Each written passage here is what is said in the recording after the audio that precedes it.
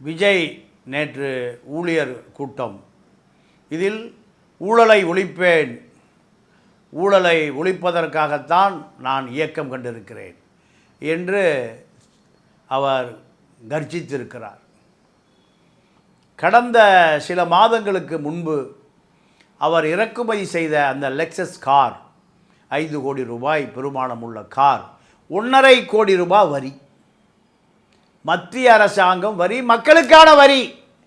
இதை கட்ட மறுத்து உல்லாசமாக 5 கோடி ரூபாய் காரில் பவனி வர வேண்டும். சாதாரண ஏழை எளியவன் பயன்படுத்துகிற காரை எல்லாம் பயன்படுத்த முடியாது. வெளிநாட்டிலிருந்து இறக்குமதி செய்த கார் தான் நான் என்னால் பயணம் செய்ய முடியும்.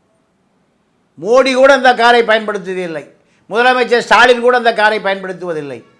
ஆனால் நான் அந்த காரை பயன்படுத்த வேண்டும். இவ்வளவு உல்லாச அரசியல்வாதி, சொகுசான அரசியல்வாதி, 5 கோடி ரூபாய் காருக்கு 1.5 கோடி வரி கட்ட முடியாது. வரி குறைப்பை செய்யுங்கள். நீதிமன்றத்தில் முறையீடு செய்கிறார்.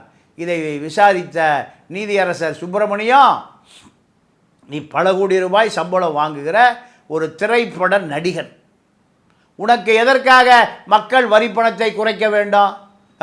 மக்கள் வரி பணத்தை, மக்களுக்கு கட்டுகிற வரியை குறைப்பேன் என்று சொன்னால், நீ நடிக்கிற படத்தில் பல வெள்ளை கணக்கு, கருப்பு கணக்குகள் இருக்கிறது.